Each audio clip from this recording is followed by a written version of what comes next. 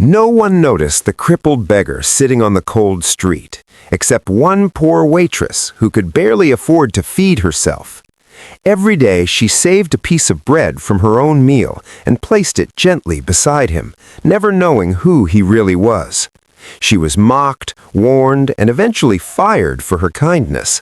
The world told her she was foolish for helping a man who had nothing to offer in return. But what she didn't know was that this broken beggar was hiding a past so powerful it could shake the city.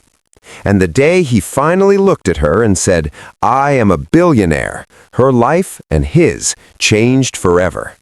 This is not just a story about money. It's a story about kindness that refused to die. The first time she noticed him, rain was falling the way it did when the city seemed tired of carrying its own weight. The street outside the small roadside cafe was slick with muddy water, neon reflections trembling on the ground, and people rushed past without looking at anyone else's face. That was when she saw him sitting near the broken bus stop bench, his legs twisted unnaturally beneath him, his clothes thin, torn, and darkened by years of dust and neglect. He didn't beg loudly or stretch out his hands. He simply sat there, still, like someone who had already accepted being invisible. She almost didn't stop, not because she didn't care, but because caring was expensive when you were poor. Every step she took toward him felt like a step away from her own survival. Her shoes were worn through at the soles, her stomach empty from skipping meals, and her apron still smelled of grease and cheap detergent from the cafe kitchen. She was a waitress who barely earned enough to pay rent for a windowless room and send a little money back home. Yet something about the way the man's eyes followed the people passing by, not with hope, but with quiet resignation, made her pause. That night, instead of throwing away the leftover bread rolls that the cafe owner always discarded, she wrapped one in a napkin and carried it outside. Her hands shook as she placed it near him, afraid that even this small kindness might somehow cost her more than she could afford. The man looked at the bread as if it were something sacred, as if it might disappear if he blinked too hard. He didn't rush to eat it. He held it close to his chest for a moment, breathing slowly as though remembering what it felt like to be human. That was how it began, not with a miracle or a grand gesture, but with a single piece of bread that cost her a warning from her boss the next morning for taking leftovers without permission. If you believe in kindness, in second chances, and in helping people even when it's hard, please take a moment right now to like this video, comment, share it with someone who needs hope, and subscribe to the channel. Your support helps stories like this reach hearts that need them. From that day on, she noticed him every morning and every night, and every day, no matter how little she had, she saved something for him.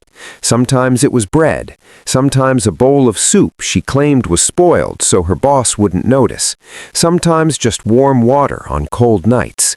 Each act of kindness came with a quiet sacrifice. She skipped meals, she worked double shifts, she ignored the ache in her own body because his pain seemed heavier. The city did not notice. People stepped over the man as though he were a crack in the pavement. Some whispered cruel things, others laughed. Children stared until their parents pulled them away. The waitress watched it all, feeling anger and helplessness twist inside her, yet she never stopped coming back. Feeding him became a ritual, something that anchored her in a life that otherwise felt like it was slowly slipping out of her control. Weeks passed, then months. Winter arrived, and the cold crept into everything. Her hands cracked from washing dishes in icy water.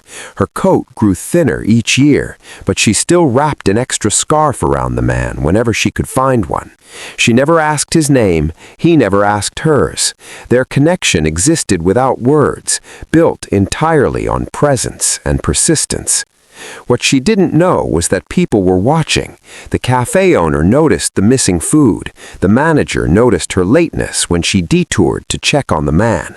Co-workers whispered that she was foolish, that kindness didn't pay bills, that the world would eat her alive if she kept giving pieces of herself away. And slowly the consequences came. One evening, after a long shift where her feet burned and her head spun from hunger, she was called into the manager's office. Accusations filled the air: theft, carelessness, disobedience. She stood there, exhausted and trembling, knowing that defending herself would mean admitting the truth. When she was told not to come back the next day, the room seemed to tilt. Losing that job meant losing everything: rent, food, any sense of stability she had left. She walked out into the cold night with her apron folded under her arm, the city lights blurring through unshed tears. Yet even then she walked toward the bus stop bench instead of home. Even then she brought the last piece of bread she had in her bag. The man was still there. She sat beside him on the damp pavement, the weight of her own future pressing down on her chest. For the first time she wondered if kindness was a mistake. For the first time, fear whispered that she had given too much. But she gave anyway. And somewhere deep inside the silence between them, something began to shift, something neither of them could yet see. Losing her job changed everything. Days blurred into nights, so she searched for work, her hope shrinking with every rejection. Cafes told her they weren't hiring. Restaurants turned her away the moment they heard she'd been fired. She began counting coins carefully, measuring time by how long she could make a loaf of bread last. Yet no matter how desperate she became, she never stopped going back to that bus stop bench. The man's condition worsened as the winter deepened. His movements grew slower, his face thinner, his eyes heavier. She noticed small details others would never see. The way he tried to sit straighter when she approached, the way he hid his shaking hands, the way he always waited until she left before eating, as if he didn't want her to witness his hunger. One night, as snow began to fall, she wrapped her only spare sweater around his shoulders and walked home shivering. That night, she cried herself to sleep, not because she was cold, but because she had never felt so powerless. She wondered how many people like him existed in the city, broken and forgotten, and how small her efforts truly were. Yet what she didn't know was that the man had been watching her too, not with pity, but with a quiet, painful gratitude. Every day she came back reminded him of a life he once had, a world where kindness was normal and dignity was assumed. Her presence reopened wounds he had buried beneath years of silence. One morning, after nearly collapsing from exhaustion, she sat beside him longer than usual. Her body finally betrayed her, and she slumped against the bench, dizzy and pale. For the first time since she had known him, the man reached out, steadying her with surprising strength. That was the moment something broke open. He revealed the truth, not dramatically, not proudly, but with the weariness of someone who no longer expected to be believed. He explained that he had not always been a beggar. He had once owned companies, buildings, influence beyond imagination. An accident had shattered his body and his life in the same instant. Betrayal followed. Partners vanished. Documents disappeared. Power drained away. The world he had built erased him as efficiently as it once celebrated him. She listened, not with skepticism, but with compassion. To her, his past wealth mattered less than the man shivering beside her. She didn't ask for proof. She didn't change the way she treated him, and that, more than anything, seemed to shake him. Days later, something unexpected happened. A black car stopped near the bus stop bench, drawing curious stares. Well-dressed men stepped out, scanning the area with confusion and urgency. They searched faces, spoke into phones, and finally froze when they saw the crippled beggar sitting exactly where he always did. The city seemed to hold its breath. What followed spread through the neighborhood like wildfire. The man was not lying. He was in fact a billionaire who had vanished years ago after a mysterious accident. Legal battles erupted. Doctors examined him. Authorities confirmed his identity. His story, once ignored, now dominated headlines. And yet, amid all the chaos, he asked for only one thing. He asked for the waitress. She stood there, overwhelmed, her worn shoes sinking into the snow as luxury surrounded her like a foreign language. Cameras flashed, people whispered, some stared at her with envy, others with disbelief. She felt small, out of place, and terrified.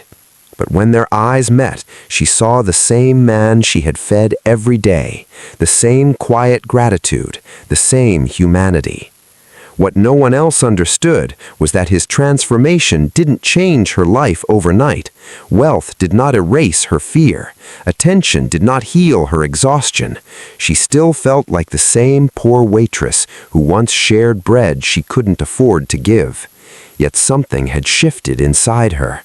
For the first time, the world had seen what she had always known, that kindness, when given without conditions, has a power no amount of money can buy.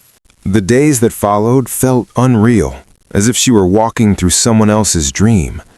News channels replayed footage of the beggar's rescue, analyzing his lost fortune, his betrayal, his miraculous return.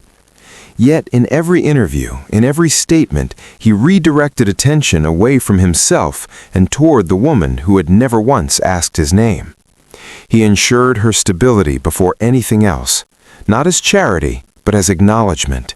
He gave her education, opportunity, and a place where she could finally rest without fear of hunger or eviction. But more importantly, he gave her something far rarer, validation.